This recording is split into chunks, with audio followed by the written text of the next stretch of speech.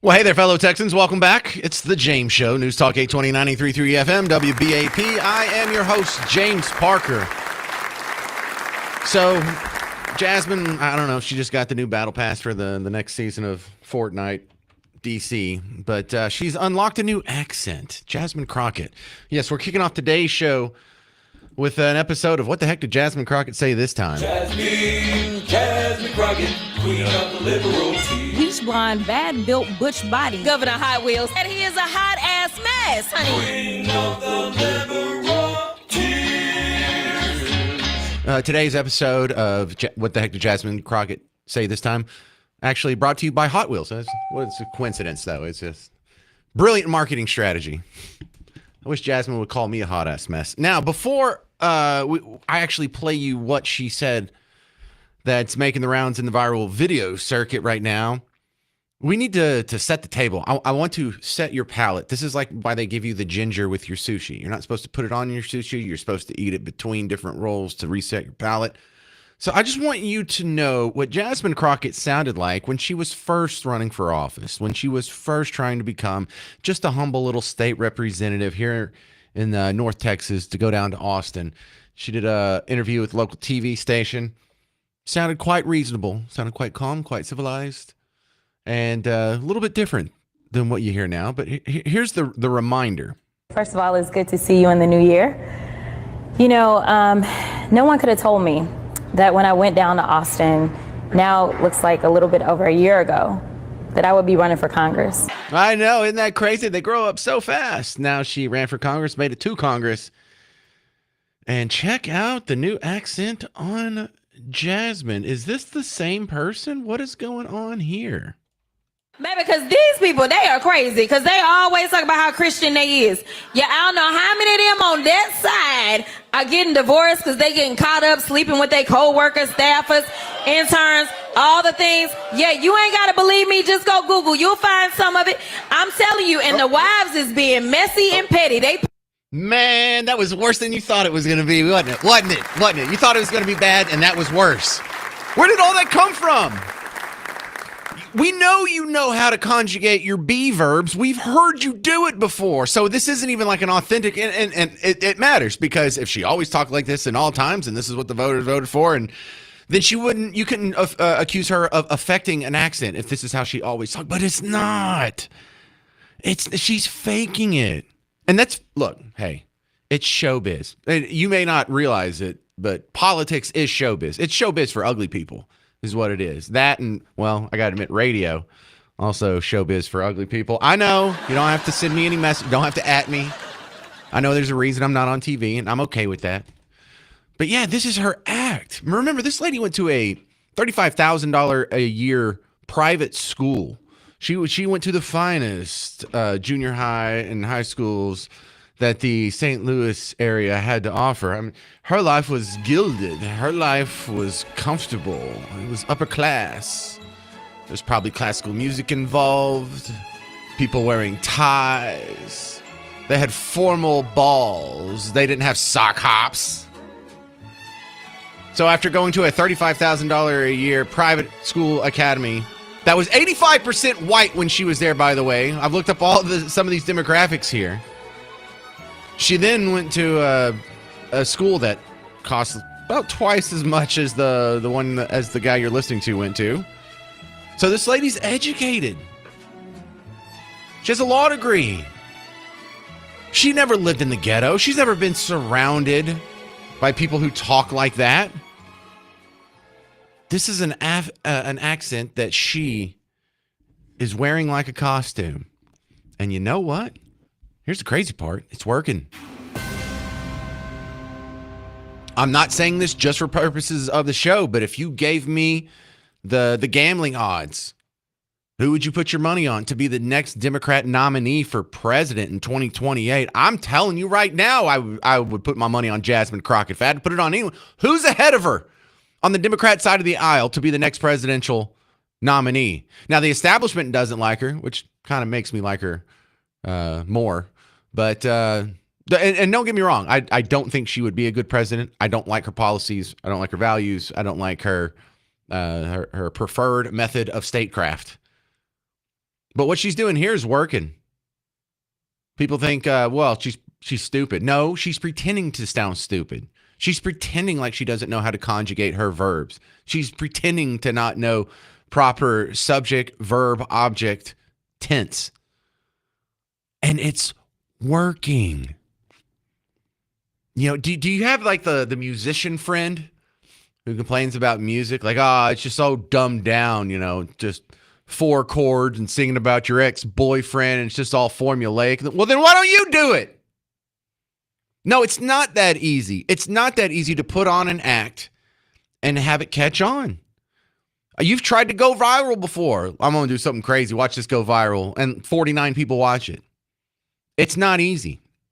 Not everybody gets the chance to just tap in and be the thing. Jasmine Crockett is the thing. The notable part, though, is she has become this thing by progressively acting dumber. Isn't that amazing? So, no, make no mistake about it. Jasmine Crockett is not dumb. But she does know how to manipulate dumb people. And that makes her smart. That doesn't make her ethical, doesn't make her someone I would ever vote for. But as it stands, the criticism that she's dumb, y'all got to drop that. She's playing these people like a fiddle. And I'm not talking about dumb black people or dumb Hispanics or dumb people in her district. I'm talking about the people on MSNBC. They love this. The CNN people love this. The people at the Dallas Morning News, most of their staff probably loves this. The people that you see on TV probably love this. Liberal professors who don't talk like this and would never talk like this love this. Your questionable aunt with the short haircut, kind of dresses like a guy, loves this. It works. Pretending to be dumb works. Explain that to me. And that's kind of a rhetorical question. I don't expect you to explain it to me. It's just an amazing observation. Jasmine Crockett's accent keeps getting worse. And the worse it gets, the more popular she becomes. That's wild. Coming up next, Victoria Churchill, commentator with Young Voices, is going to talk about the rise to power of Jasmine Crockett. How far can this story go? I'm James Parker. It's News Talk 820 and 93.3 FM WBAP.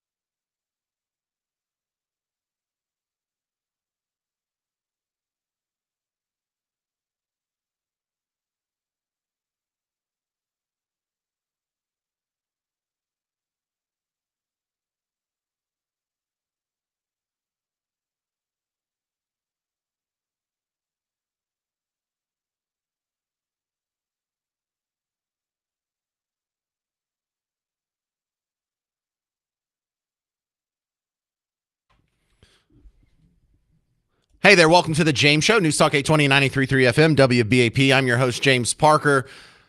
All-day listeners, regulars of WBAP, there is a major programming announcement coming up tomorrow morning at 11:05 on WBAP. Major programming announcement. Do you know what that means? What is a major Just think, try and guess, and then tune in at 11:05 tomorrow morning to find out. All right, our top story of the day, Jasmine Crockett has unlocked a new accent. And I say that tongue in cheek. It's not really a new accent. We all know she's just affecting an accent. And we have been documenting the deterioration of Jasmine Crockett's speaking skills over the last couple years here on the James Show. And here's where we're at now, or here's where we started when she first got elected to the state house here in Texas. First of all, it's good to see you in the new year. You know, no one could have told me that when I went down to Austin, now it looks like a little bit over a year ago, that I would be running for Congress. And here is Jasmine this weekend. Tell me if you can notice maybe a slight difference in her accent. Baby, because these people, they are crazy. Because they always talk about how Christian they is. Yeah, I don't know how many of them on that side are getting divorced because they getting caught up sleeping with their co-workers, staffers, interns, all the things. Yeah, you ain't got to believe me. Just go Google. You'll find some of it. I'm telling you. And the wives is being messy and petty. All right. So such is the duality of Jasmine Crockett. My next guest going to help us try and make some sense of it. Victoria Churchill's back on from Young Voices and 8 other jobs you're always switching around with. Your thoughts. You just heard the 2 sound bites back to back. Explain the slow moving transition of Jasmine Crockett's accent.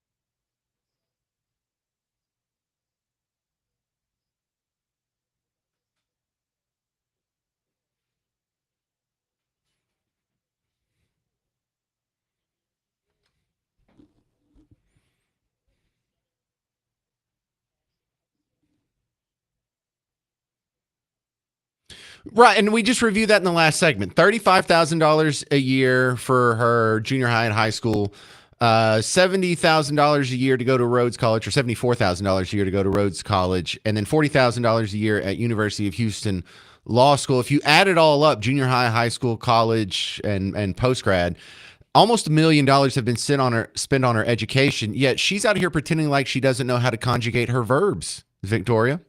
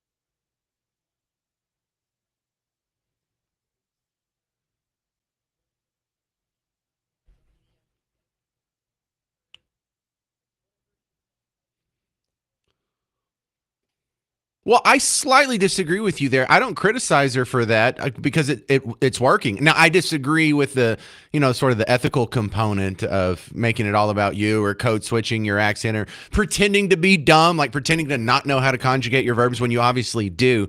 But Victoria, it's working. What does this say about her voters, number one, and just like the people in the media, like that keep inviting her back for interviews and having her on and highlighting her and stuff? It works, Victoria.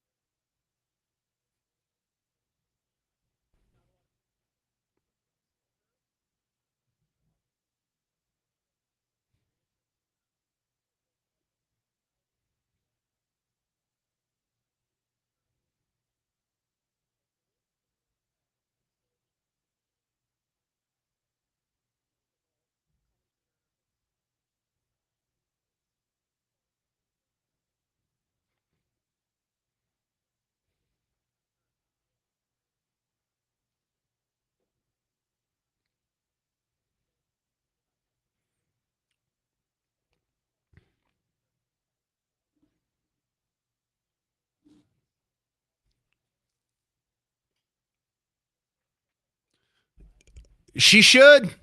She should. As much as I disagree with her politics, as much as I think it wouldn't be good for the country, she would be dumb to not try and take this to the next level. Because, Victoria, there are 435 members in the House of Representatives, and you and I could maybe identify, or the average person could maybe identify 10, 20 of them.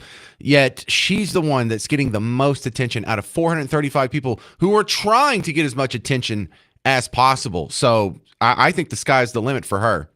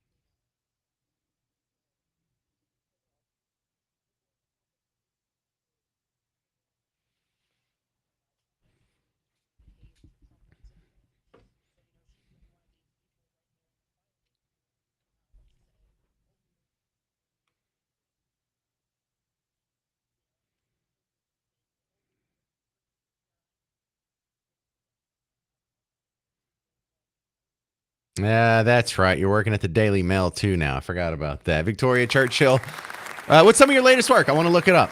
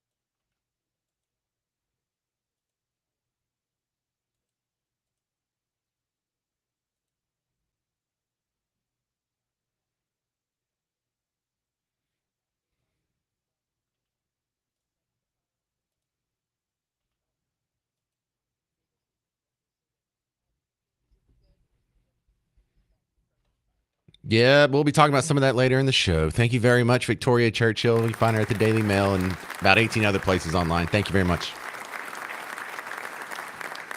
All right, coming up next on the James Show, one thing she just mentioned there, the press conference that happened with Tom Massey, Ro Khanna, and Marjorie Taylor Greene with some of the Epstein victims. That happened earlier today. I'll play you some of the audio from it was about an hour and a half, and I watched almost all of it. And I'll give you the details next on the James Show. 800-288-9227. I'm James Parker. It's News Talk 820, 93.3 FM, WBAP.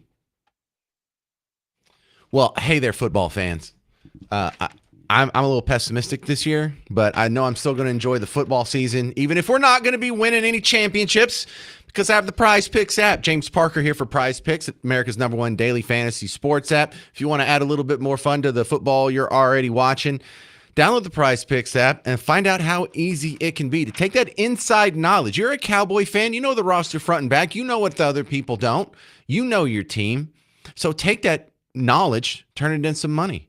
Take some of your favorite Dallas players and put them to work for you.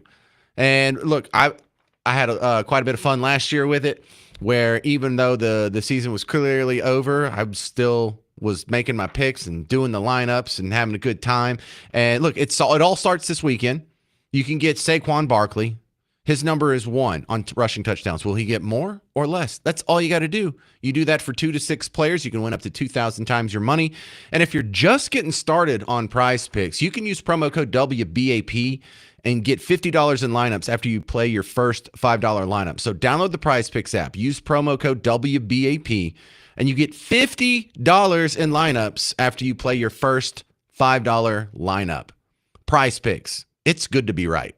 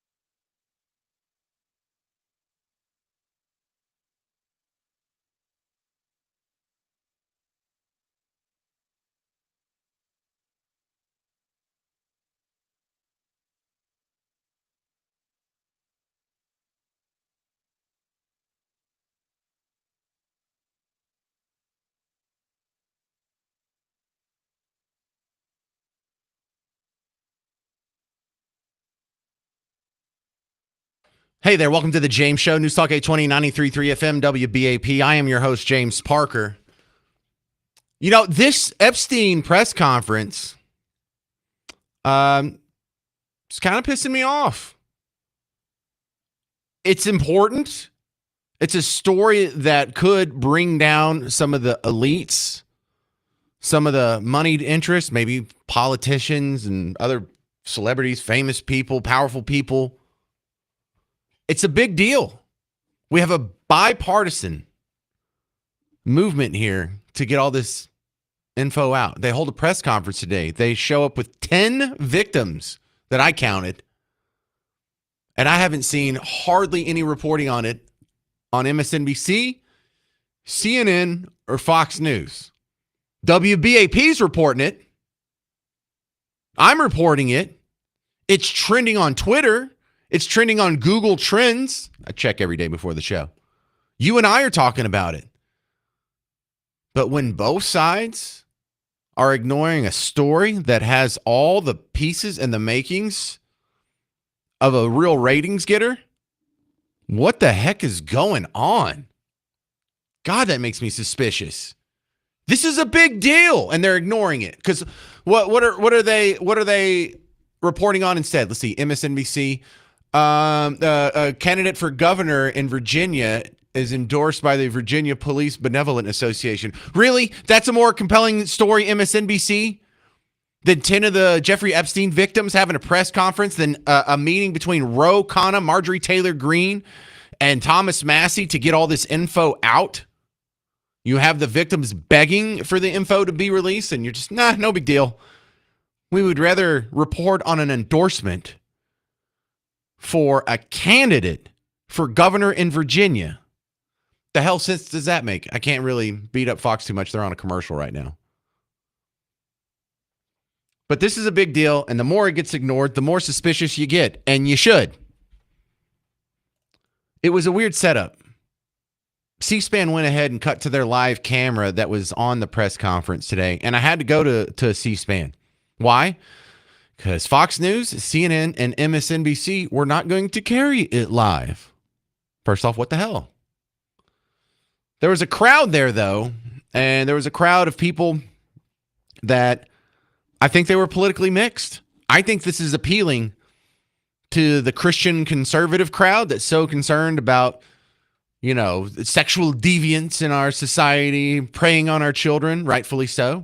This has a strong appeal with the feminist lefty crowd who think that we live in a horrible, abusive patriarchy and women are being, just used as sexual objects and never getting justice through the criminal justice system. I saw both of those parties represented in this crowd that was outside. This is an actual rare moment of bipartisan agreement here. Still not getting covered? What the hell's going on? And so I guess they had to entertain themselves until everyone came out and started talking. And they were doing this weird shame. They were doing chants. And they got in this shame chant, like the episode of Game of Thrones where Cersei had to walk through town butt naked. You remember that part? Shame, shame, shame, shame. This isn't from Game of Thrones. This was in D.C. today. Shame, shame. You know what? If that sounds familiar, that's the same audio that plays in the back of your head, or at least in the back of my head, when I go up for my fourth plate at the Chinese buffet. This is what I hear in the back of my head. Right? But it's so good. Just one more egg roll. Just some more. And that was maybe Golden Corral. But when it got down to business, the fun stopped. First off, Ro Khanna was out there. He was pretty upset about it. Marjorie Taylor Greene had some strong words to say it. Thomas Massie. This is not some happy-go-lucky group. They are feeling this. And a couple things that Massie said in his little opening statement sort of stuck out. Number one, he made sure to start with, hey, whatever they're doing in Congress today about the release, that's BS. That's not a real release of the Epstein files. That's just another re-release of all the stuff that's already public, that's already redacted to the hilt, that doesn't put anybody on blast or give anybody justice. I hope my colleagues are watching this press conference. I want them to think, what if this was your sister? What if this was your daughter? When these survivors speak, The Washington establishment is asking the American public to believe something that is not believable. They're asking you to believe that two individuals created hundreds of victims and they acted alone, and that the DOJ has no idea of who else might have been involved, that nobody else did anything that rose to a criminal enterprise. The American people know that's not true. Now, the Speaker of the House just offered a fig leaf to my colleagues. They're going to vote on a non-binding resolution today that does absolutely nothing. And then the other part I thought you'd be interested in caught my ear. Who's actually being protected here? Why are we hiding the truth for these people who are abusing underage girls? There are real survivors. There are real victims to this criminal enterprise. And the perpetrators are being protected because they're rich and powerful and political donors to the establishment here in Washington, D.C. I'll play you audio from some of the victims coming up next on The James Show. 800-288-9227. I'm James Parker. It's News Talk 820, 93.3 FM, WBAP.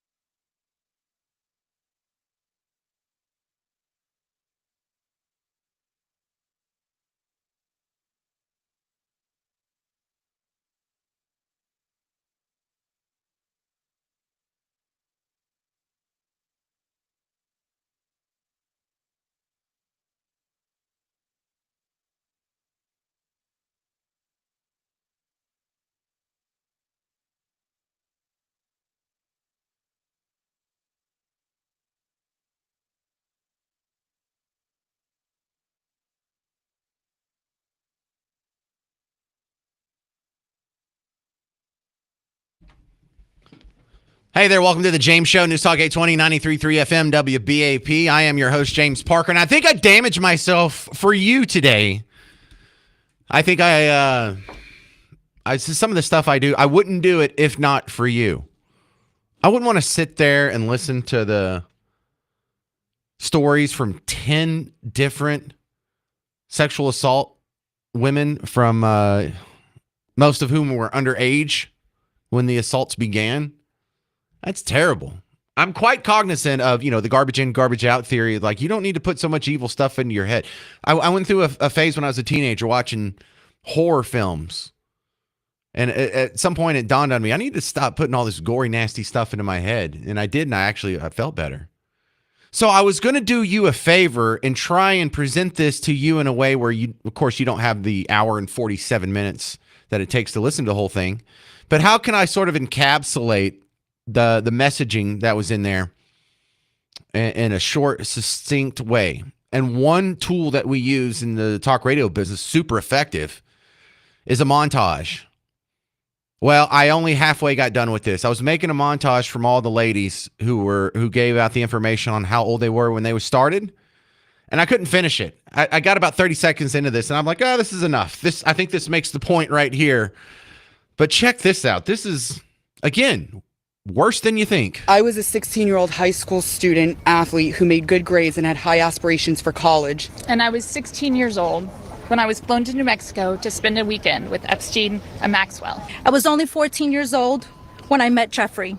I had no way out. I was, until he finally told me that I was too old. I was only 14 years old when I was introduced to Jeffrey Epstein by a 13-year-old friend of mine. And I was only 14 years old when my friend brought me over to Jeffrey Epstein's house in Palm Beach. Yeah, so that's enough of that. I stopped with that montage. And the people you heard cheering in the background, they weren't cheering. They're like, yeah, you were 14 and being abused. There was something else that was going on off camera, and they made noise every once in a while during the press conference. Please do not think anyone was cheering for that. There was another point where some plane flew over real low and they had to stop. But you can see this was not an issue of, consenting adults. Or, they thought she was over 18. She said she was over 18, but she looked like she was 21. No, they were underage. And it wasn't by accident. That was the intent. And it was actually even grosser than that. That one girl said when she got too old. She said she started when she was 14. She did it for 5 years. So she got out when she was 19. 19's too old. All right, we're dealing with sickos here. Absolute sickos. They did not name names. They were asked over and over to name names, and they said, we're not going to do that. And when they were asked why not, one girl came out and she described the threats that were against her. Threatening phone calls, people that showed up at her house knocking on her door, people that would follow her on foot, people that would follow her in a car and never get out. People would be following her when she was dropping her daughter off at school. That same car would be there when she picked her daughter up from school. It's some scary stuff. And some negative consequences have already befallen other girls. The one that Virginia Jeffrey keeps coming up, she wrote a book about it. She's dead. Just died last year, 41 years old. Jeebers, what are the odds? There was a reporter that kept trying to make a connection between Epstein and Trump. That was kind of annoying. No need to play all that. But there was the other compelling thing that I thought you would want to know about is the survivors talked about compiling their own list. Now, if they make a survivor list, then no one can be held accountable.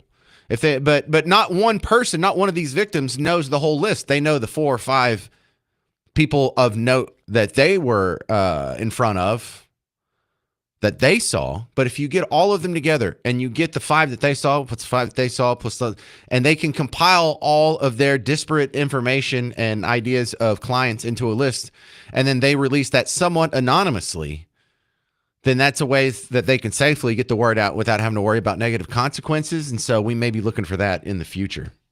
This is what happened to Gary. Did he hang up or did I accidentally hit something wrong? Yeah, I think he just hung up when I was going to call back. Gary had an interesting comment. I wanted to hear the rest of it. But yeah, so I think that's going to be the next shoe to drop is the the compiled list from the survivors. Now that's super interesting. Will we ever see these guys, see the elites that abuse women and have gotten away with it your entire life? Are we about to live in a world where that doesn't happen anymore? That's what's at stake here. And I think this is huge. I think this is huge. Like this is like ending slavery. This is like women getting the right to vote.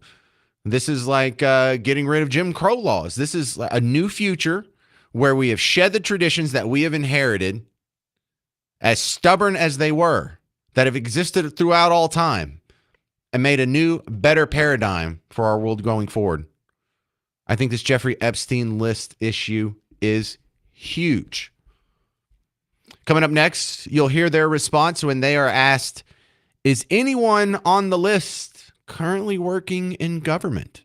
800-288-9227, 800-288-9227. You'll hear that next on The James Show. News Talk 820, 93.3 FM, WBAP.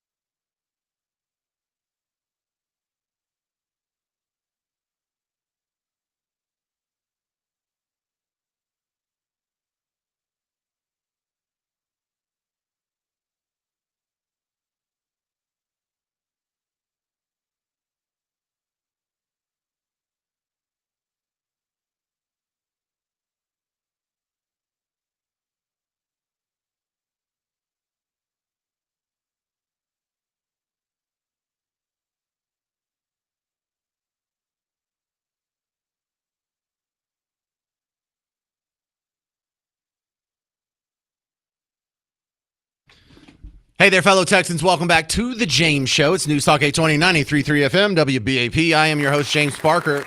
Hey, look, I got to give him credit. MSNBC is actually talking about the press conference that was had today between Ro Khanna, a Democrat from California, Marjorie Taylor Greene, Republican from Georgia, and Rand Paul. The other Rand Paul. He is from Kentucky, but he does have curly hair. He is kind of short, but this one's Thomas Massey, and he's a congressman. But MSNBC has to be MSNBC.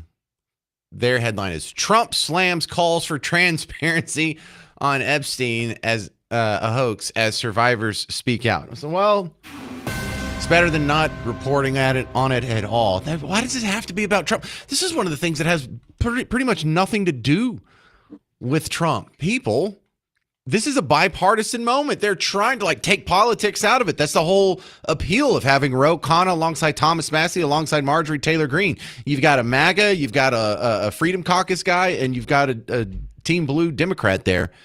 Can we not be political about this and just say, hey, these victims, maybe we should work on getting them justice? He was asked about it earlier today, too. President Trump had a meeting with the Polish president, Karol Nawrocki, in the Oval Office, took some questions from reporters, and he was asked a couple times about whether the Epstein files will be released. He called the case not just a hoax, a Democratic hoax, which, okay, fine.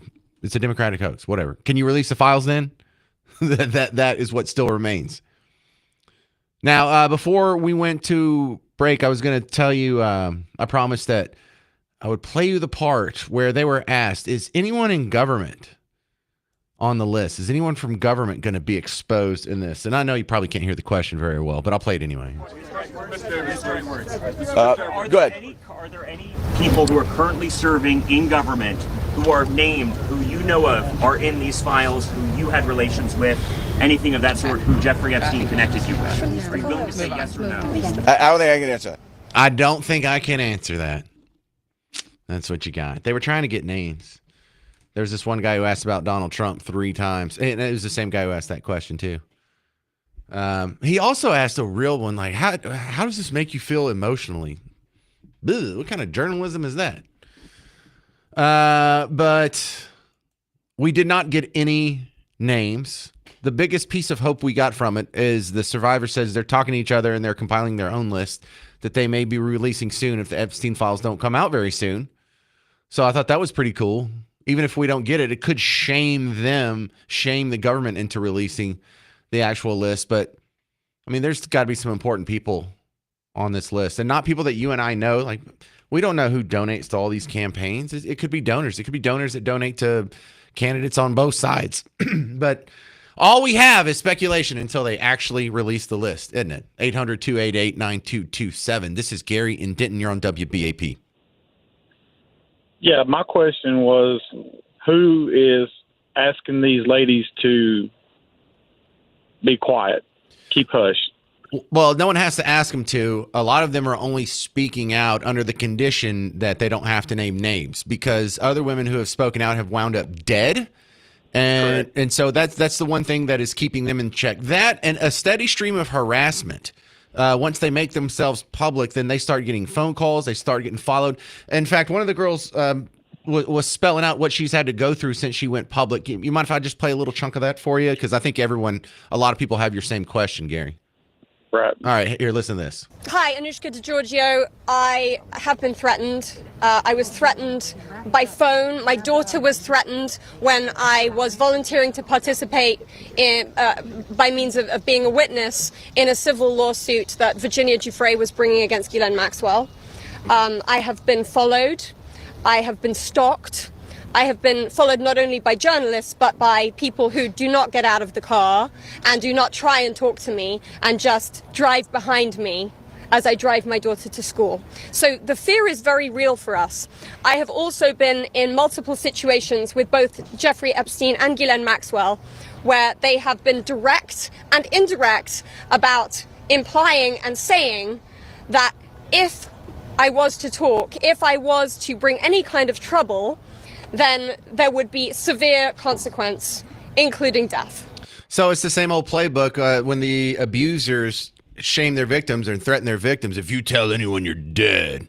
And I don't think it's even any more complicated than that. Now, I can almost spidey sense feel what you're thinking, because I think it too, Gary.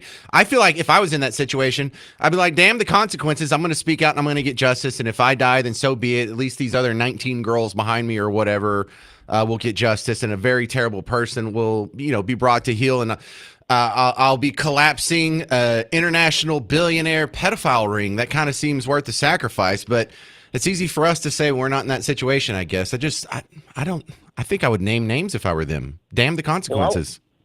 I was also wondering, how old were these ladies when all this was going on with them? Were they minors? And if they were, who allowed them to go with Epstein? Yeah, so here's that list again. I was a 16-year-old high school student athlete who made good grades and had high aspirations for college. And I was 16 years old when I was flown to New Mexico to spend a weekend with Epstein and Maxwell. I was only 14 years old when I met Jeffrey.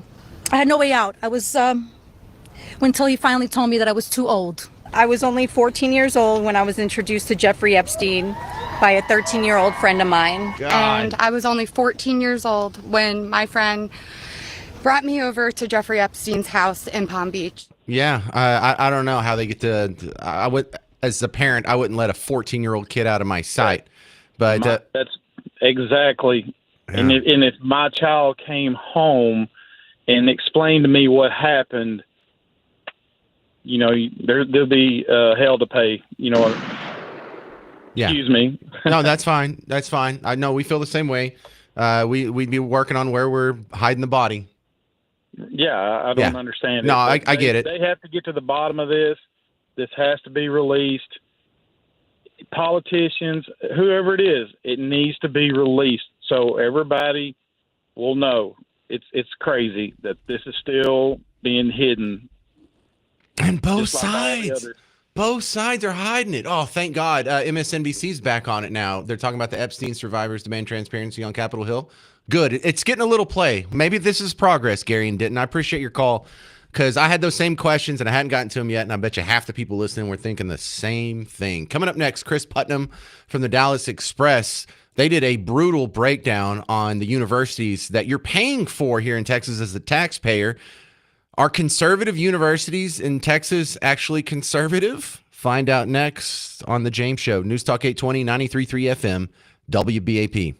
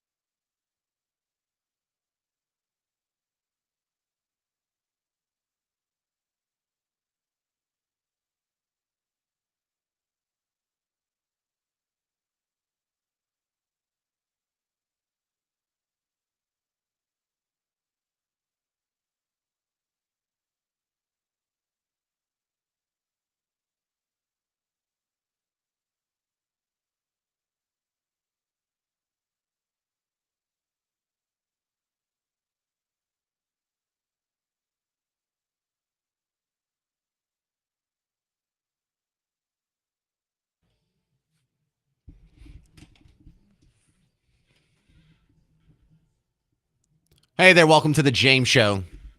News Talk 820 93.3 FM WBAP. I am your host, James Parker. Welcome to the big show. We have a huge announcement, a huge programming announcement. You may have heard it get mentioned in the news updates. Tomorrow on WBAP, things are going to be a little different. Find out at 11:05 a.m. tomorrow. That's all I can say, but maybe we'll talk about it on tomorrow's show. My next guest, the great Chris Putnam from the great Dallas Express. And you did a write-up. Welcome back to the show, by the way, Chris. Y'all did a write-up. No, you're quite a pedestrian announcement, sir. You're not that's not special. No. So I saw the headline and I'm like, well, I know what this is going to be. And then I clicked through and it was even worse than I thought. The headline on Dallas Express: are Texas conservative universities really that conservative? Now, I have strong opinions on this, Chris, because I went to one of these supposed conservative universities. I went to East Texas Baptist University, and it was filled with raging liberals. I mean, there was a little bit of a balance there. I did have to take some Bible classes and a theology class, and we had to go to chapel every Wednesday. And, you know, we were allowed to like pray at events and whatnot. But make no mistake, I learned a very terrible form of economics. I learned the wrong form of environmentalism. And it was kind of surprising to me how not conservative my supposedly Bible college was.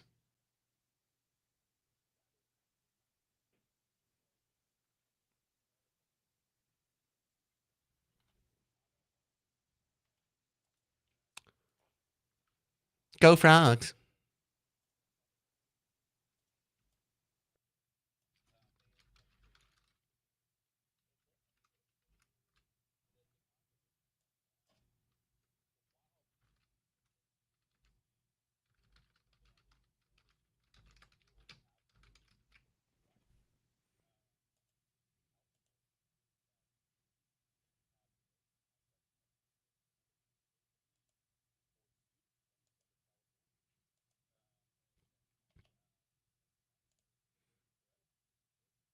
Cool.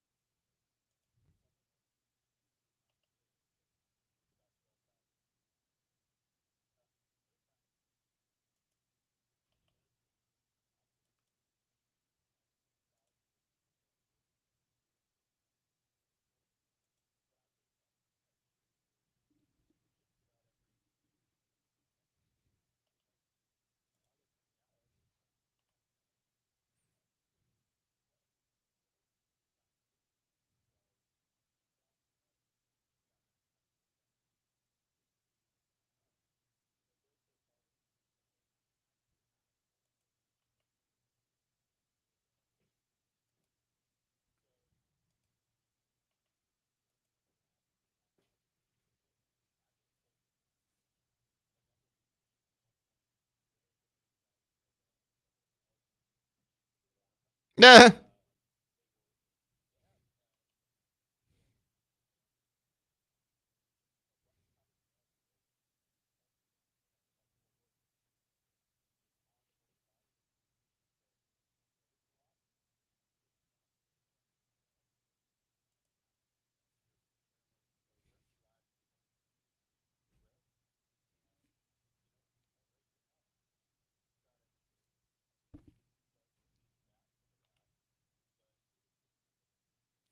Well, you also did some breaking down here of ways that universities can still sneak in some of their bias. You mentioned in the article on DallasExpress.com, TCU just rebranded their DEI office as Finding Ourselves in Community. And then they also do little sneaky things like they'll let you fulfill your religion requirements with non-Christian courses. And so even though we think we're making progress, and a lot of times that is not progress at all.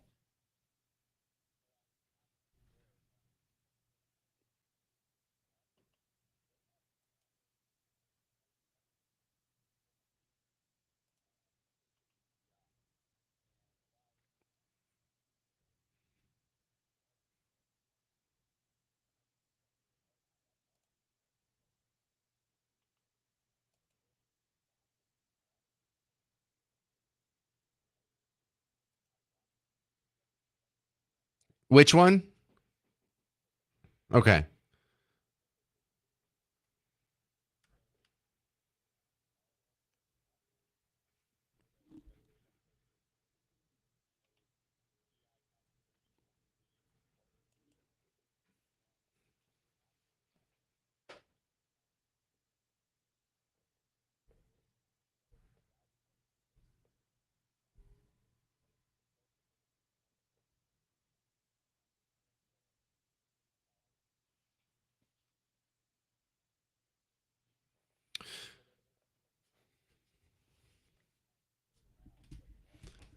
Well, I think this is important not just by catching these people with their pants down or lying or exposing them for being dishonest. I've been trying to make the case that if you want schools to not be so pro big government, you have to cleave them away from big government. We have to stop all this money that's going to public universities. We have to stop the Department of Education. I would even go so far as to say we have to rethink the public school system entirely. Why are you surprised that a government employee getting government money in a government building on government property with government approved curriculum is going to be anti big government? It's never going to happen the way we're doing it now, and we're going to have to do more changes than just say, "Oh, that's not right. We've got to make DEI illegal." No, you have to get government out of the business of education.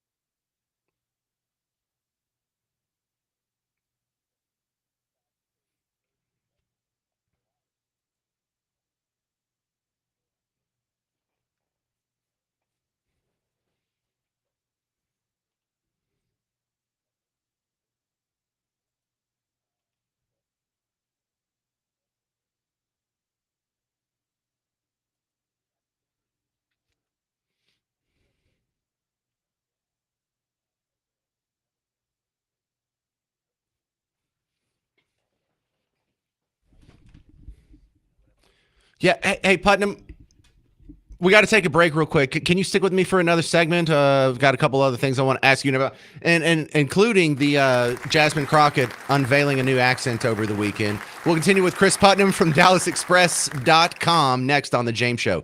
News Talk 820, 93.3 FM, WBAP.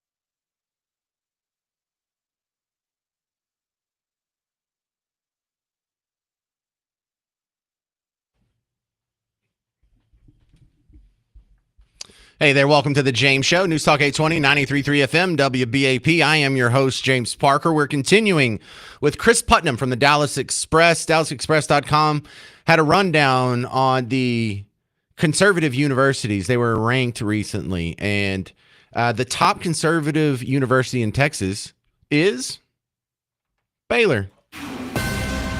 Just a couple hours south of here off I-35, the Bears' top conservative school in Texas, 19th nationwide.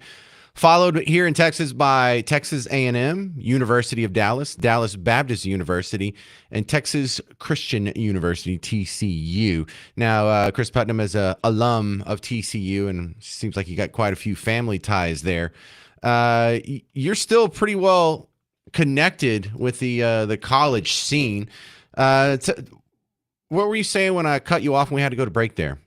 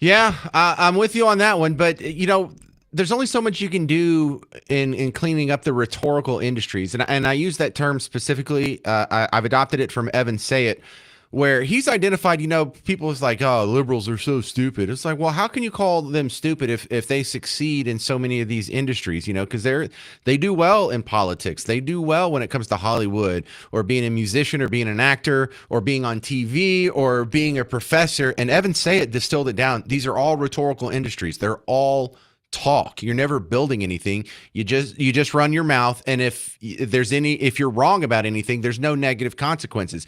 If you teach someone the wrong economics in college, there's no negative consequences to you. But if you use the wrong plans to build a bridge, it collapses and people die. So this is always going to be a battle, even if we do fix sort of the funding mechanism and some of the incentive structure behind it. This is something you always have to keep an eye on.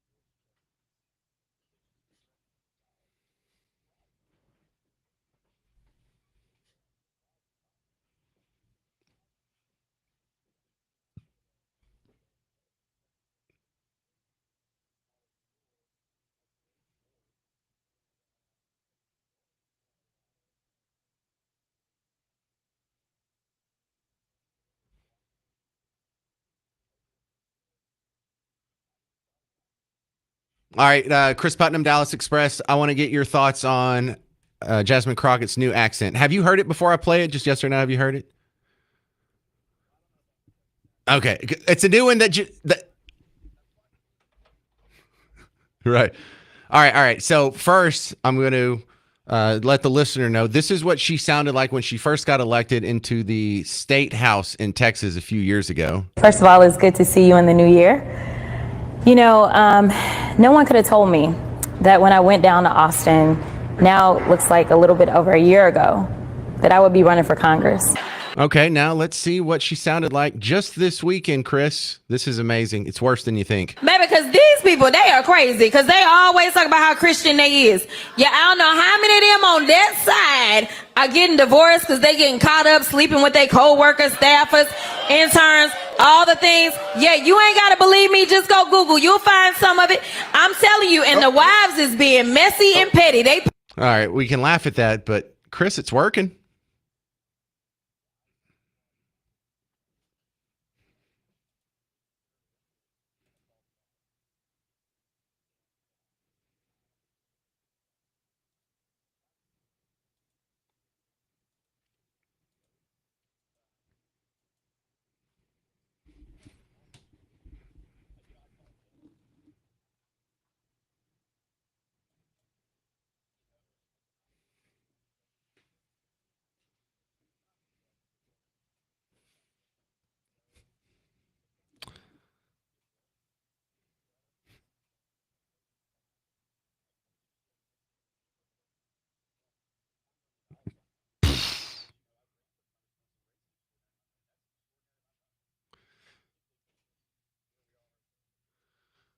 Well, look, on one hand, I was on one hand, you could say, well, this just means her voters are really stupid and easily duped. No, it's not just her voters. She is the one who's been on MSNBC the most out of Congress. She's been on Face the Nation. She's been on Meet the Press. She's been on all the weekend shows. There's a reason she keeps coming back for interviews, and it's not her voters that are getting her all this media attention. The mainstream media loves this act, and I think that's kind of an indictment on them as well. Oh, the dumber she sounds, the more you like her and the more attention she gets. What the hell kind of operation are they running over there?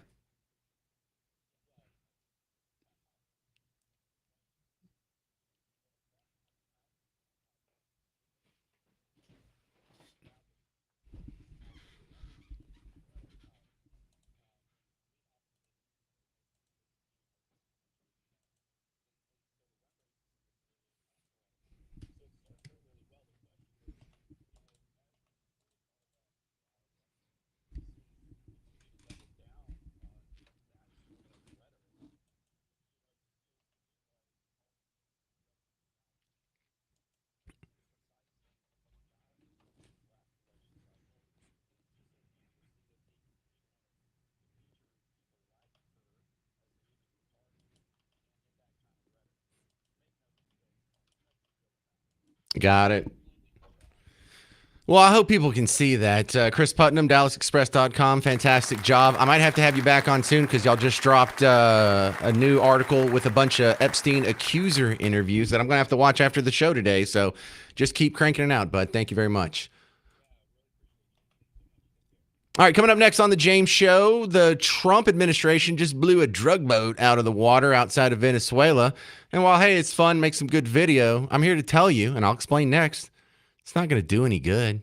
I'm James Parker. It's News Talk 820, 93.3 FM, WBAP.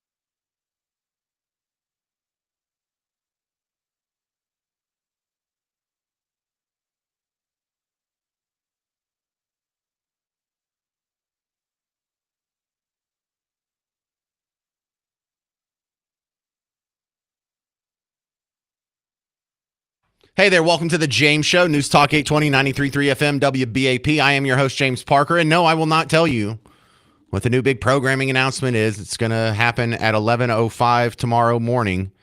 They told me I can't say anything, and I'm not going to risk losing my job or taking off my boss so you can know the secret.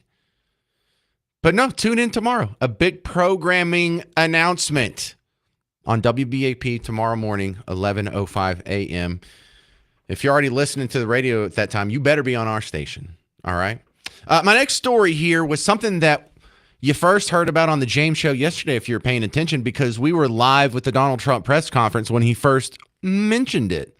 He had a press conference yesterday, and it was announcing that the Space Force is moving their headquarters from Colorado back to Alabama. And the more interesting part was when it came down to the question and answer session. So we actually covered that quite a bit, but he also just threw out a little gem. He's like, oh yeah, and another thing, right before I came out here, I got a briefing. We just blew a boat out of the water outside of Venezuela that was full of drugs. And I was like, uh-oh, is Hunter Biden going to be okay? And then it's like, of course, he can still get a new boat. But jokes aside, over the course of last night and this morning, following on social media, this is one of the things I find disappointing about both parties. This is one of the times where I really feel like I'm something else, probably a libertarian, but let's not necessarily have to put a label on it. It's just I am baffled that both parties make the mistake when it comes to drug policy in this country. Because a lot of people mistake my drug policy as a tacit endorsement of drugs. I am not anti-drug, but I'm also not pro-drug, okay? Just because I'm against the drug war doesn't mean I think we should be handing out fentanyl in elementary schools or whatever people you think libertarians want to do. But I can also see why you'd be excited about this story. So let's cover all bases here, both sides of the issue. Number one, all the caveats need to get laid out before I go too in-depth into this, because someone's still going to aggressively misunderstand this, but I'll try. Number one, I'm not pro-drug. Number two, it's probably a good thing that the cartels that are running drugs here suffered a little bit. The people that were on that boat, probably terrible people that deserve to die doing something illegal and dedicating their life to doing something illegal. Drugs are a bad thing. They should be generally discouraged, especially the more hard drugs from use. Now, on top of that, now that I have all of that laid out, we all agree on these points, right? All drugs should be legal. I'll say it again, all drugs should be legal. Over the counter, in fact. Blowing this boat up may make you feel good. It may make some good headlines. It may make you think that some progress is being made. But it's not. Everyone that wants cocaine tonight is going to get some. Hunter Biden is still going to get his next crack rock. This isn't solving one person's addiction. This isn't sobering up someone who needs it. This isn't changing anyone's life except for the 11 people that died on the boat. This is not improving anything. You're like, James, well, you stopped drugs from coming in. Well, we stopped those drugs from coming in. But of all the drugs that come in every day, that's probably just a small fraction of what came in. If you've made any effect at all, you may have driven up the price of some drugs for some people, which makes their life even harder, makes the drug trade more lucrative, and still keeps the number of addicts at a static position. There is no solution to the drug problem that can be found through legislation. The drug war has proven to be a failure. I think the drug war was over a couple years ago when there was a bag of cocaine in the White House. It's the most secure building in America. It's probably the most secure building in the world. Yet the president's own son, allegedly, reportedly, theoretically, figuratively, whatever you want to put in front of it, accidentally left a baggie of cocaine sitting on a table in the White House. Oops. Congratulations, drugs. You won. Now, when you talk about, well, James, if you make drugs legal, then it's just going to be available to everybody. Okay. Are you going to start doing drugs just because they're more available? Because I'm not. Kimberly's not. Garrett's not, whichever Garrett that is, Garrett 4 or whatever. Bruce isn't. You think Mark Levin, who comes on after me, you think is, oh, what? Cocaine's legal now. I'm going to do some coke. No, of course not. I know this is hard to grasp, but the war on drugs has been a failure. And it's been a failure in the wrong direction.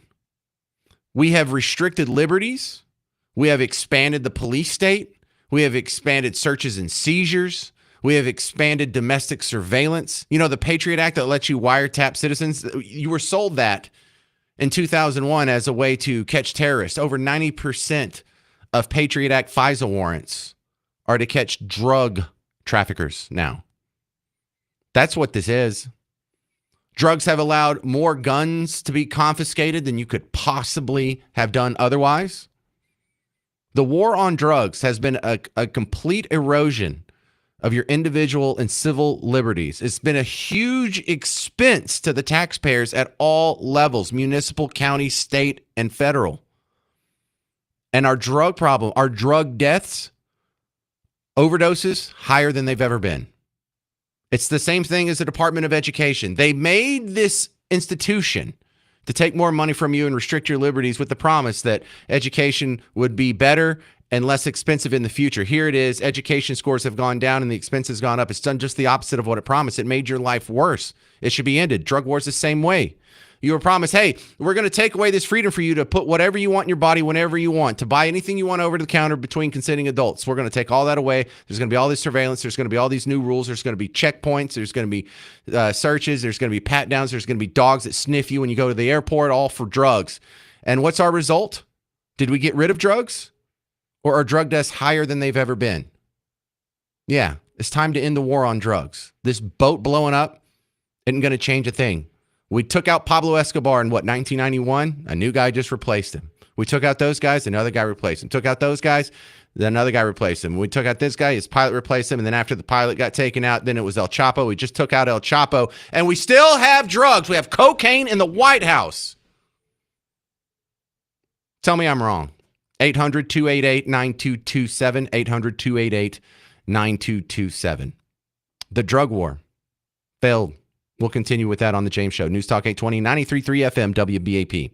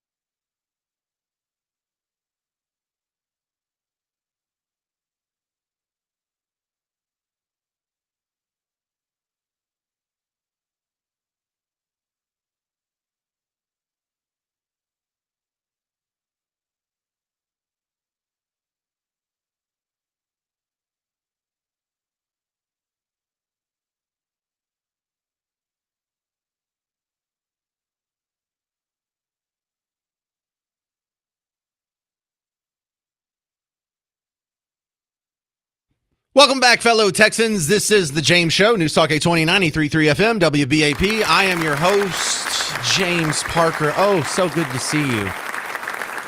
And no, I'm not going to tell you. You know, I just said that in the last segment. No, I'm not going to tell you. And I had, seriously, 2 people say, well, are you going to tell me? Can you tell me? No.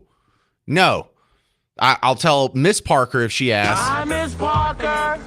But I'm a little closer to her than everyone else on the planet. So stop asking. You're going to have to listen at 11:05 tomorrow. All right. The story we're covering right now is one of the big headlines today. They're showing it on Fox News right now. There's a boat going through the water, and hey, he's having a good time. Looks like it's a beautiful weekend to deliver some drugs across the Caribbean. Boom! There it goes. And they don't have the sound in there, but this is probably something close to what it sounded like. And add in some like splashing in there. But yeah, it's a big one. Now it's fun to watch, and it's probably terrible people that got blowed up. But for those of you who think that, yeah, we're finally taking the fight to the cartels and treating them like the terrorists they are, dude, you're not going to win this. This is not a winnable battle. Yeah, go ahead and kill all these guys. There'll be more guys in a different boat tomorrow. Why? Because people like to do drugs. And the laws of economics are immutable. You can pass a law against gravity. You can even go to war against gravity. You can have a war on gravity. It's not going to work. We can't. It's like a war on poverty. There's always going to be poor people. There's always going to be people be like, I don't feel like working. What do you feel like doing today? Well, I feel like drinking an entire handle of whiskey and peeing myself under the bridge. You're not going to stop it. They're always going to be with us. Poor people are always going to be with us. People who like drugs are always going to be with us. Gay people are always going to be with us.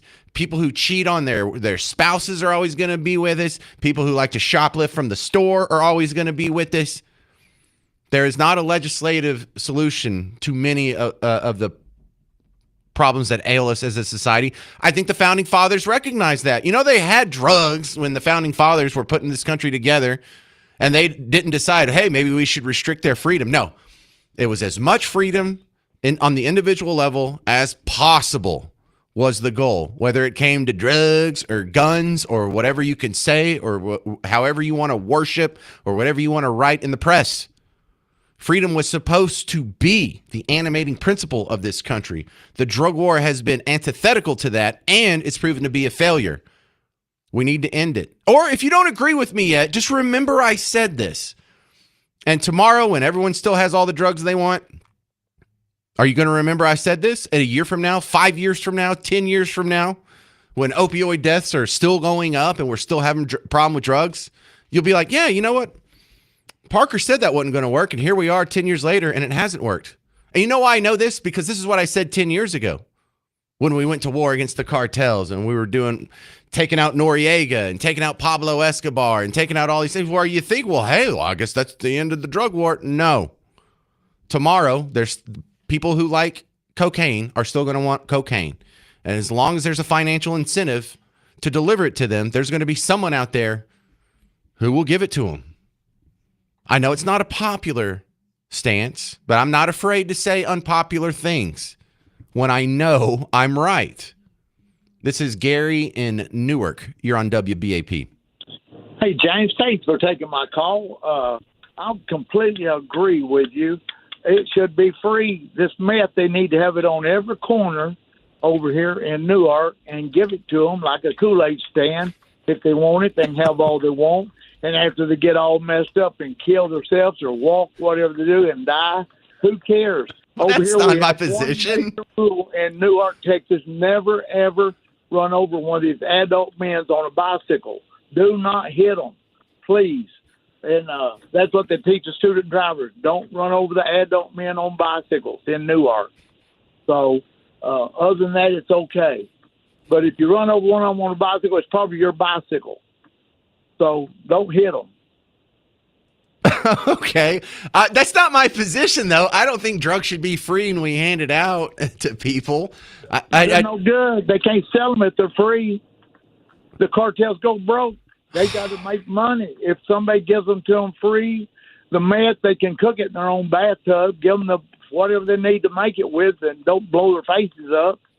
You know, if it blows their house up, more power to it. One less drug house. Yeah, I'm not on with these drug people. If they want to kill themselves, let them do it. It makes a better place for the people like me that don't want to be around them. Well, making it free isn't gonna kill them. These people don't want to die, and most of them, recognize that if I do too much, I will die. And you don't see the ones I do. Well, I know, but listen, if availability of drugs would kill them, they can get enough money to get enough drugs to kill themselves. They would have done it already. I'm not asking again. This is why I put down all the caveats at the beginning of the conversation. I am not pro-drug. I'm not anti-drug, but I'm also not pro-drug. I am indifferent to drugs. Drugs are just like any other commodity or good or service in the school of economic thought. If you want to put the cartels out of business tomorrow, you legalize it all because they can't compete with a Bayer or a Merck or a Johnson and Johnson. Or if they do want to be the guy that supplies the cocaine, they're going to have to offer a better product at a cheaper price and do it the right way. They don't just get to be the top of the hill by being the most violent guys who are trying to enjoy this industry. And that's okay. How many different ways can I prove this without repeating myself? Think of cigarettes. If we made cigarettes illegal, there's still a bunch of people out there who want cigarettes. So there's still going to be people who go get tobacco and they roll it up, or maybe they just give you a bag of tobacco that you have to roll up yourself, but you will still get your supply. And so now, since it's illegal, who is the guy that's going to control tobacco? It's not going to be the guy who gives it to you the best or the cheapest. It's going to be the guy that kills everyone else. The most violent, ruthless guy is going to rule the tobacco market. But we don't have that. We have legal cigarettes. And if you want more cigarette turf, you don't see CVS shooting at Rite Aid or Rite Aid shooting at Walgreens or Walgreens shooting at the Exxon station or Buc-ee's or whatever. It gets a little more civilized immediately. You only get that turf, aka market share, by being a good actor who provides a good product, who doesn't kill their customers, who does it with maybe a cute mascot or clever branding or good marketing or recognizable logo, great reputation, maybe some endorsements on the James Show. I'm kidding. I'm not endorsing drugs on the James Show. But yeah, that's my unpopular opinion of the day. This drug boat that got blown up may make you feel good. It's not going to change anything when it comes to drugs. Hunter Biden is still going to like drugs tomorrow. All right, and speaking of drugs, my next story is going to be covering Taco Bell. They're doing some throwback items on the menu, and you're going to love this nice little run of nostalgia next on The James Show. 800-288-9227. I'm James Parker on News Talk 820, 93.3 FM, WBAP.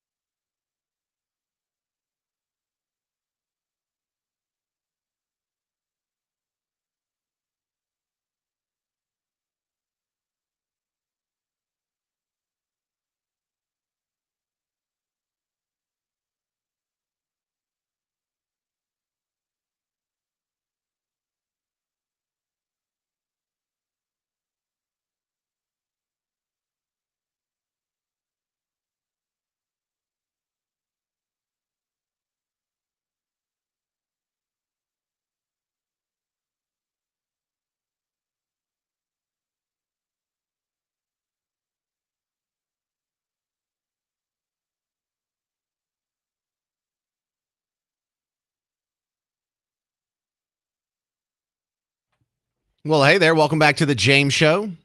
News Talk 820, 93.3 FM, WBAP. I am your host, James Parker. Something you don't know about me is I am a Taco Bell historian. If there was a degree that universities offered in Taco Bell, I would be the last boss you had to get past before I allowed anyone to hand you that degree. Huge fan. Huge fan. And you're like, James, that's trash food. Why would you be such a fan of trash food? Stop it. That's not trash food to me. I'm a trash panda. The other thing I'm probably qualified to teach a college class on is gas station food.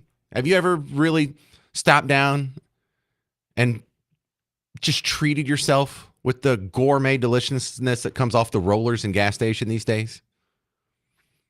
So Taco Bell is doing something that I'm pretty excited about. They're going to do some throwback items on their menu coming up. And that sounds kind of awesome because we all have like this weird nostalgia where once something is taken away from you, the memory of that becomes better. And you know, that happens when people die. You know, this guy that was alive that was kind of a jerk when he died. Oh, he's a saint now. He was the greatest guy ever. Well, Taco Bell is going to be bringing back some items from the Y2K decade, which I thought was weird. We don't have a name for that decade, do we? We're such weirdos about that. How do we have, growing up, there was the 50s, 60s, 70s, 80s, 90s, and then, I don't know. What do we call it? The aughts? Do we call it the Y2K? I don't know. But that's what they're aiming for. And so that might be something that ends up being a little disappointing to me because I think they need to go deeper into the vault. Taco Bell celebrating the Y2K decade. Are they going to get some of the classics that you and I want? Well, you can find the full list on DallasExpress.com. But here's some of the things they're bringing back from the year 2000-ish. Cool Ranch Doritos Loco Tacos, Caramel Apple Empanada, 7-layer burrito, double-decker taco, chili cheese burrito. All items will be priced at $3 or less. Yeah. So this is supposed to start next week. Next Tuesday is the limited time run. That's when that starts. If you're a rewards member, you can get Y2K style merch. Or, I mean, you can buy it. They're not going to give it to you. But I was hoping they would go back a little bit further.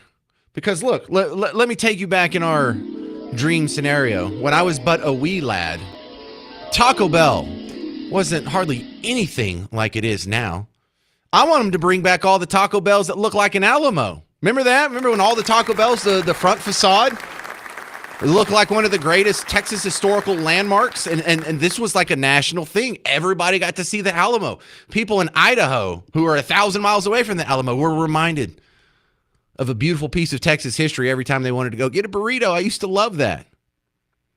But I don't think they went back far enough. I didn't see any mention of a Meximelt. I didn't even see a Mexican pizza. But there's a couple other things I want them to bring back besides old school food. I want them to bring back, number one, the old school prices. You remember around when I was in junior high school, they had the value menu that was $59, $79, $99. Yeah, you could get the good stuff for 99 cents. The cheap stuff was 59 cents. But also, I want them to bring back the commercials that they had. Now, when I was really young, Taco Bell commercials were terrible. Let me play you one from I think this one's from 1979. Watch us make your food fresh at Taco Bell, Taco Bell. Can you feel your taste buds tingle? Taco Bell, Taco Bell. Watch us make you a burrito or a tasty enchilada. Tostadas and tacos made up fresh at Taco Bell. Put a smile on your face. Taco Bell. Everybody loves the taste. Taco Bell. All right, I can't sit through that. I can't. That was terrible. How do you make something that's supposed to be Mexican food or Tex-Mex food, or at least have some sort of spice in it, the whitest, most vanilla, blandest, sorriest song I've heard? Ticka Ticka Taco Bell. Good Lord. Like, that was so white it's embarrassing. No. They did a little better. When they got up to 1990, they went through this spell of a few years where they were incorporating actual celebrities. And that was awesome. Coming up next on the James Show, we're going to go into the Taco Bell commercial vault. You're going to hear the commercial with MC Hammer. You're going to hear the commercial with Willie Nelson. You're going to hear the commercial with Johnny Cash. You're going to hear the commercial with Little Richard. You forgot all about these. Why? Because it's been 30-something years and we're old, okay? We've drank a lot since then. But you'll enjoy the trip down memory lane of Taco Bell history next on the James Show. News Talk 820, 93.3 FM, WBAP.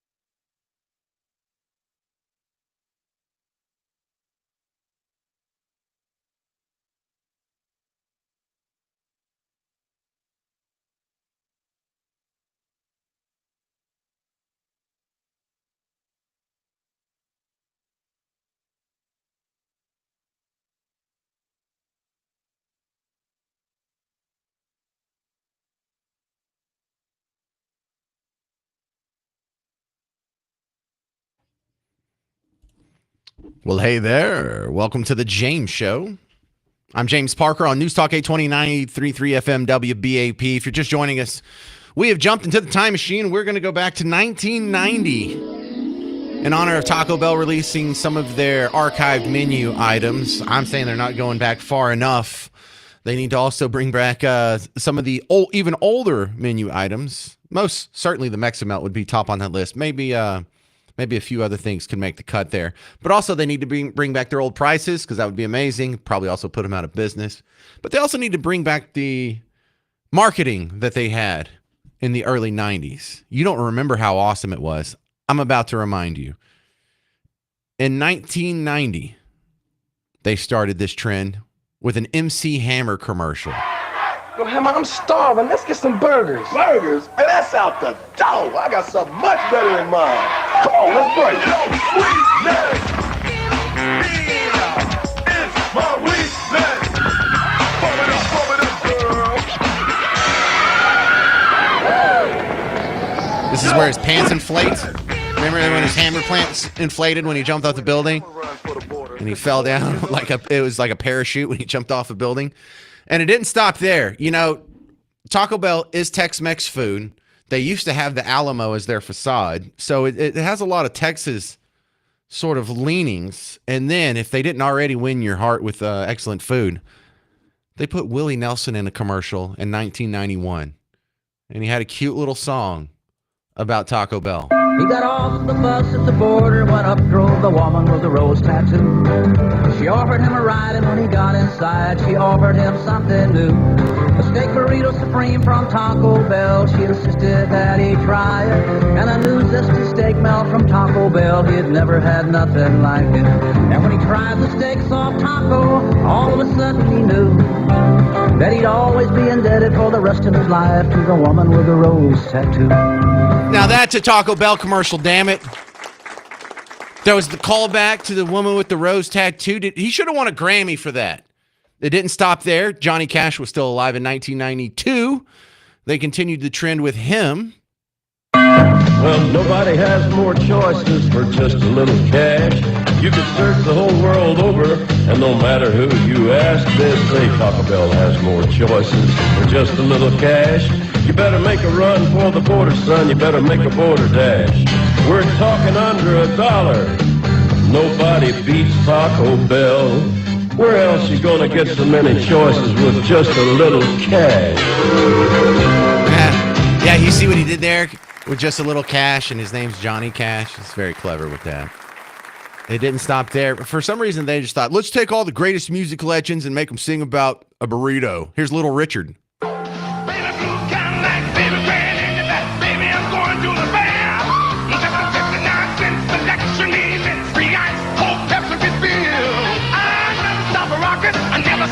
Stopping down the Taco Bell.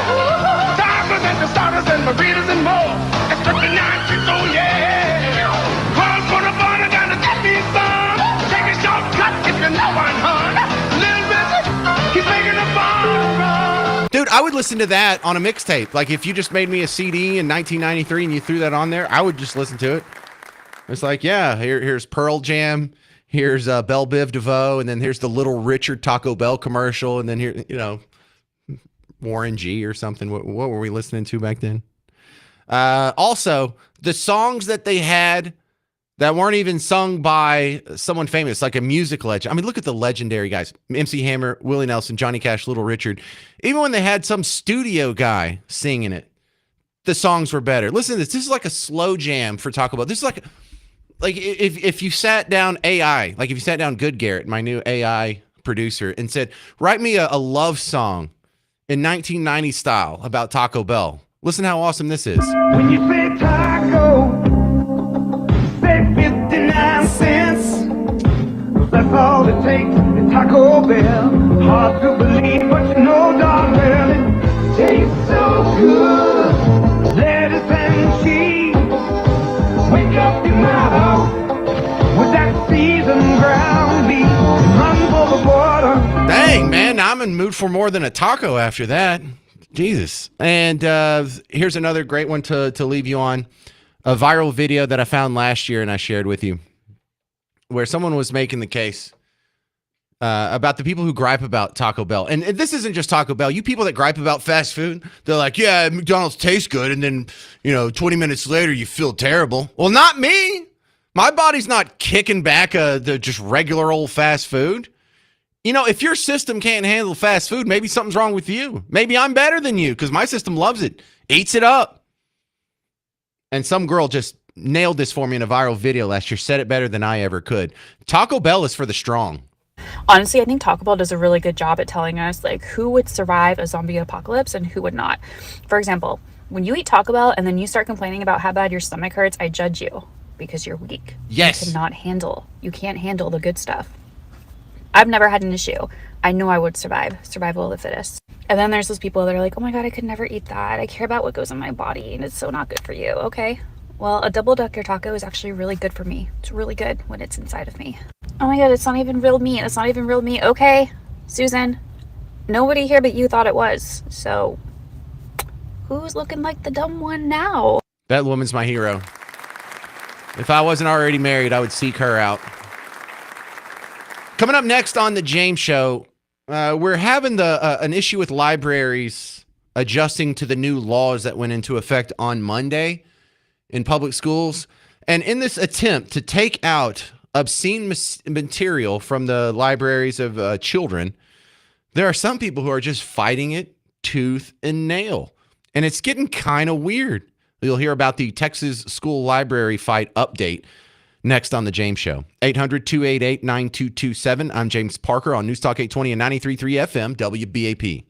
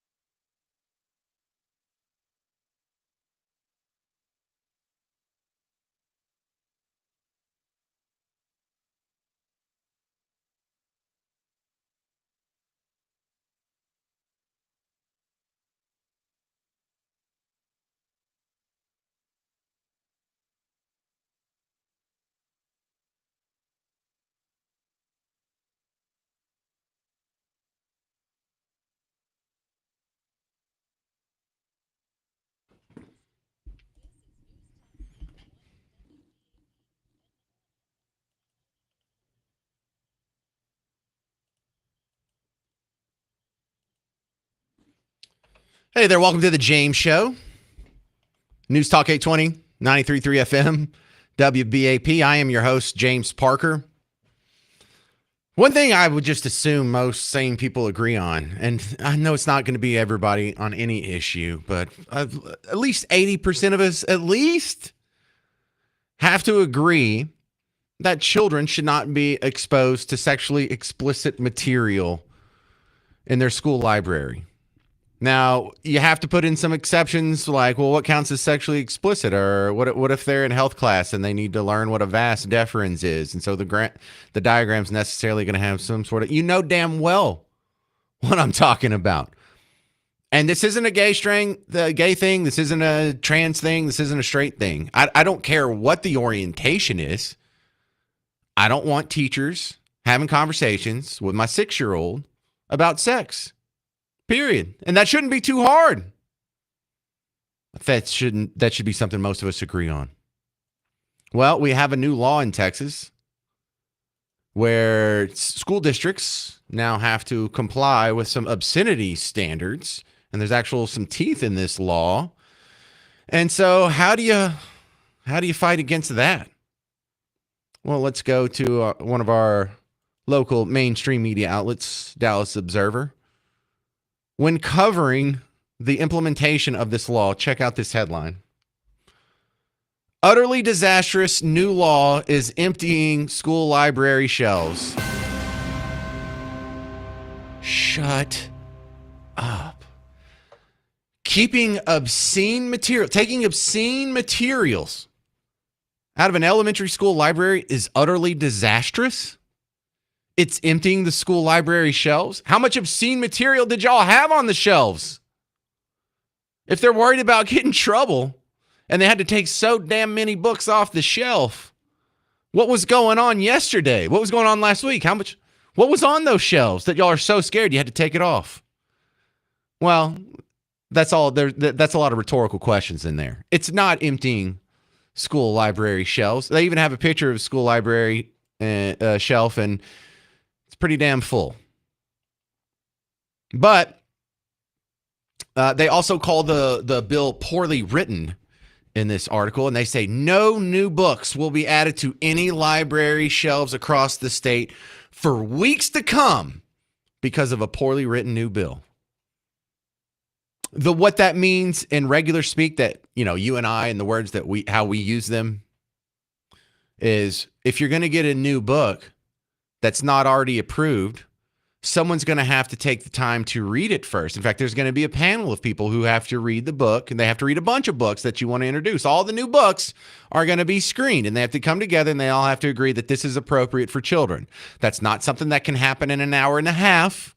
And so, yes, I guess technically you're right. No new books will be added to any library shelves across the state for weeks to come because of a bill, but I don't think that makes the bill poorly written. And I think that not only is not shocking or terrible, that's what we should have been doing this entire time. Hey, we're going to add a new book to the shelf. What's in it? I don't care. Just put it out there in front of minor children. I don't care how explicit it is. I don't care how sexual it is, how obscene it is. I don't care if it's straight up pornography. I don't care if it's Jeffrey Epstein's video stash. Just put it up there and stop asking questions, bigot. But the thing that kind of blows my mind about this is there are some people who won't quit. They are fighting tooth and nail to keep obscene books in front of your children, or maybe your grandchildren. I don't know how old you are. But listen to the complaints in here. They write these articles as if we all agree with them. Like, can you believe they're doing this? And at the end of the paragraph, I'm usually like, yeah, that makes sense. I'll give you an example. Here's a quote. Less than a month into the school year, Capel ISD's book list approval list is already 37 pages long, filled with hundreds of titles just as innocent as Charlotte's Web, and some with more challenging but crucial topics to inform older readers approaching voting age. Books like A Kid's Book About Dyslexia for Elementary Schools, or Death by Whoopee Cushion for middle schools, or Same-Sex Marriage, Obergefell versus Hodges for high schools, are stuck in a literary prison holding cell, waiting for approval by the SLAC, which is the Student Library Advisory Council that Capel has willingly formed without being petitioned. Yeah, that sounds fine. That sounds fine. Put the, oh, it's in a literary prison holding cell. That's what you're calling it when people are going to actually read it and review it and make sure it's not too nasty for kids. Make sure it's not too traumatic for kids. You know, exposing kids to titillating material at too young of an age is damaging to them. You know, some people are just born psychos. Some people are just born psychopaths. Some people are born pedophiles. But for some people, their sexual trauma, their sexual abuse as children, their sexual problems that are introduced early in age tip people into that lifestyle. You see a lot of people who are into children, and the explanation for it is like, why are you into kids, especially that specific age? That's usually the age they started being abused. And their brain learned that, hey, once you're this age, sex is an option. In fact, sex started out, your baseline is sex with that age. And so for some people, that gets cemented in their brain, that trauma gets burned into their synapses, and they seek out that equilibrium in adulthood because that's what they think sex is. That's what they were first taught sex is. And so there's a reason, there's a rational reason, and it's totally borne out by experience, history, logic, science, whatever you want to say, that it is hyper important for the well-being and development of children to keep them away from sexually titillating material at a young age. And some people just, they can't live with that. They've got to have obscene material in front of your kids. What the hell is the matter with you people? There's a couple of quotes in here. Someone from the Texas Freedom to Read Project. Yeah, freedom for underage children to read obscene materials is what they push for. The quote from them in the Dallas Observer is, "We cannot be clear enough. This will be utterly disastrous. It's impractical. It's burdensome. It's a quagmire. It's truly a maze. We have school districts that are talking about it at their board meetings, and some of them are saying, well, I think we have to have a SLAC, but that's not true. It's not impractical or burdensome. Look, if you find scanning a book and making sure it's not inappropriate for children, if you find that burdensome, then you need to get the hell out of the public school system. You need to stay away from kids, especially mine. Because you know what me and Miss Parker do for pretty much every book that my kids read? Before we buy it for them, because we buy all their books for the most part, we make sure it's not nasty. If they want to watch a movie, what's it rated? Have you seen it before? Are we okay with this? If they want to listen to certain music, we've had to tell my daughter, who's only 13 years old, it's like, I don't know if you should be listening to the TV Girl. Me and Miss Parker went through a bunch of their songs, and some of that's really adult, and they talk about, things that happen with adult relations, and can you just tap the brakes on that? Let's take that off your Spotify playlist. But somehow screening out obscenities from minors is utterly disastrous, impractical, burdensome, quagmire, truly a maze. You people are sickos. Here's the rule that we should all live by. If I can take that exact same content, that drawing, that comic book, that description of whatever it is, butt stuff, straight stuff, I don't care, obscene material. If you go into a Walmart parking lot and you show that to a kid, and if it gets you arrested, then it shouldn't be in that kid's library. And that shouldn't be a controversial stance to take. But they're fighting it. Well done, Texas Freedom to Read Project.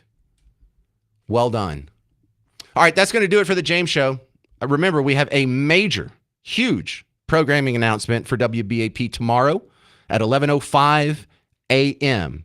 And in the meantime, Mark Levin's coming up next. If you need more James Show action, go check out the podcast. I'm James Parker. It's News Talk 820, 93.3 FM. WBAP.